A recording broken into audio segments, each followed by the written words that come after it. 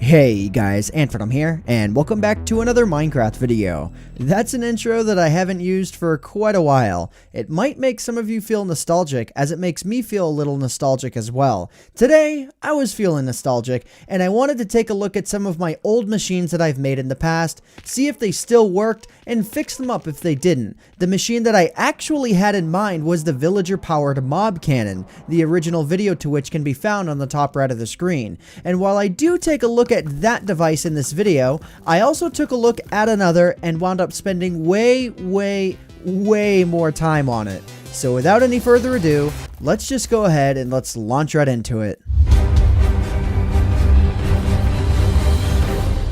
So as probably noted from the title of the video, I wanted to check out some of my older devices that I've made and fix them up or change them up for Minecraft 1.11. Specifically, we'll be looking at two of them, my villager-powered mob cannon and my original Tnt Aero Cannon. I made both of these devices purely for fun, as I tend to do.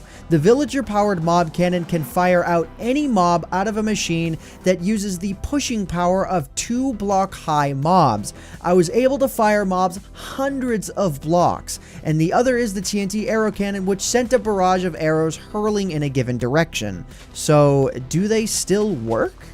Well, the villager-powered mob cannon unfortunately did not when I tested it, for two reasons. In Minecraft 1.11, max entity cramming is a new game rule that limits the amount of stacked mobs, but it can be disabled just by setting it to 0, so that problem's out of the way. But the second reason hurts this project a lot. The radius in which mobs will push each other around is much less than it used to be, which pretty much cripples the power of this machine once I even got it fixed, but I'll be getting into fixing it up and making it work again in just a minute. But the Tnt Aero Cannon, on the other hand, works just fine. So since there's nothing to fix, I wanted to make it as compact as possible while still being very powerful. So let's go ahead and let's check out both of the modified devices. So I'm just going to go ahead and show off both of these devices live. So let's go ahead and let's get right into it here. So the device on the left here is the villager-powered mob cannon that I did ultimately get to work again, but it's not as powerful as it used to be. No matter how hard I tried, I could not get it to work as good as the original machine. But for the sake of showing you guys, let me just go ahead and let me flip the lever here and show you guys how this works here. But before I do, this little guy right here, these two sort of observer faces that are going to be smushing into each other and kissing each other, is going to cause a lot of redstone output right here, which is going to load up the machine. This little device right here is used in both devices. So let's go ahead and let's hit this up here, and yeah, the villagers are going to get dropped into place here. Let me go ahead and let me open up the F3 menu, and on the top left where it says E, I want about 300 of those, 300 entities, in order for this device to be as efficient as it can be without lagging out my game too much. It's gonna lag a little bit though, so yeah, 294, good enough. Then I want to go ahead and I want to hit this lever to push the villagers back a little bit. This like actually allows the device to work at all. Without it, it just doesn't work all that well. So all of the villagers are now in one place. So let's go ahead and let's activate this little guy up here, which is just going to dispense pigs into the machine like crazy. Again, the observer block smushing machine here. Let's go ahead and let's turn that on. And bam! As you can see, the pigs are getting launched a pretty fair distance, but it's going to get slightly less efficient over time as the villagers spread out in their spot. But yeah, it does work, just not as well as it used to work. So wow, they are going quite a ways though. So I'm actually kind of curious to see if, you know, it's anywhere even remotely comparable to the old device. This is working a lot better than any of my other previous recording attempts. So you can see, I think maybe, no, they're not veering to the left at all. Okay, in all my other recording attempts, the machine broke pretty quickly. So, all right, let's go ahead and let's let all these piggies go through. Bam, bam, bam, and bam. And let's go and let's kill off these villagers because, oh my god, are they annoying. So on the ground here, we have a little bit of a marker where every 10 blocks there is a little marker, and then every 100 blocks there is a red marker so that I can see how far anything went. So let's go ahead and let's see how far the piggies got launched. So you can see a lot of the, you know, beef here, or a lot of the pork chop rather, 100 blocks or so, and then maybe they actually made it out. Did they make it out 200 blocks? No, it looks like maybe about 178 blocks or so is the limit for this device. But let's go ahead and let's fly out a little bit further and see a bunch of things on the ground here that I placed while testing out the other machine that I'll be showing off.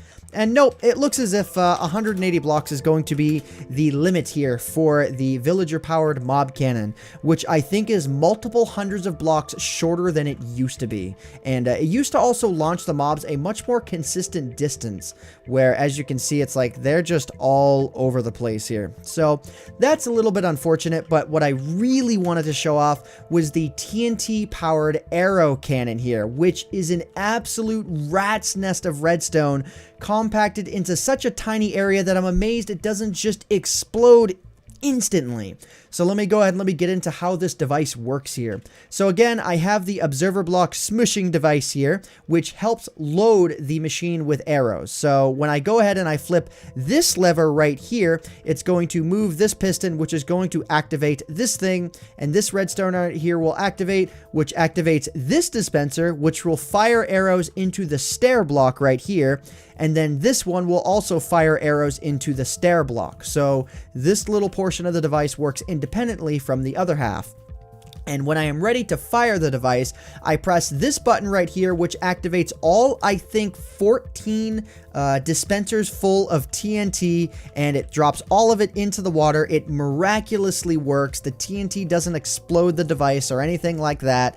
And then the redstone signal travels from here down here for 9 3/4 redstone repeaters. Yeah, 9 3/4. That's magical. But anyways, it moves this redstone block out of the way, which drops the stair block. And then at the exact moment that the stair block drops, all of the arrows are airborne. And that at that exact moment, all of the TNT explodes, causing them to go everywhere, and they go a lot further than the 180 blocks that I showed before. So let's go ahead and let's fire up this machine here so I can show you guys how this works, because it's honestly, like, it amazes me that it works as well as it does for how compact it is. I mean, look, it's only 3 blocks wide, which, like, was quite a feat in and of itself to get it to work that well.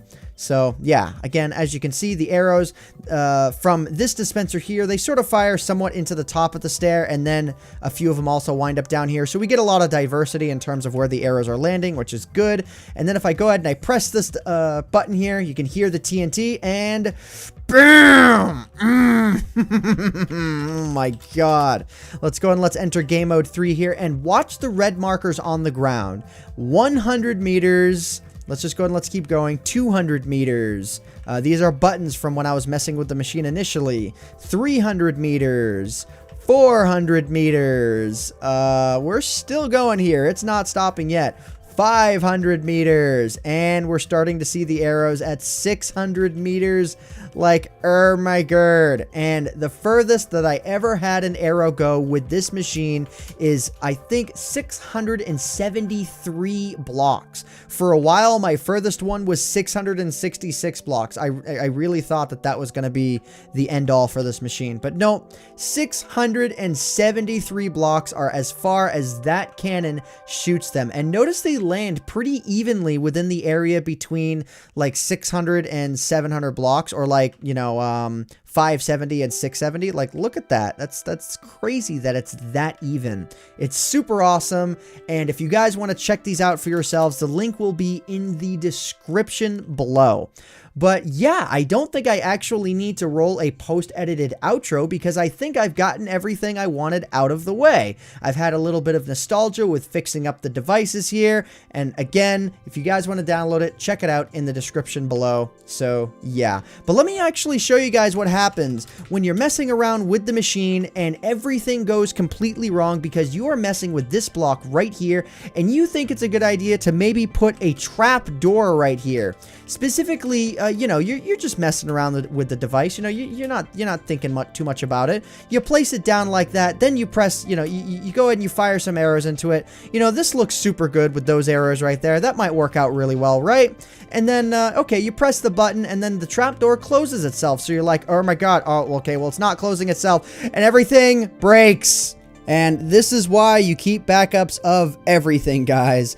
But yeah, so that's both of the devices that I wanted to show off in this video. If you guys enjoyed the video, please leave a like on it. It would help out myself, the channel, and the video quite a lot, guys.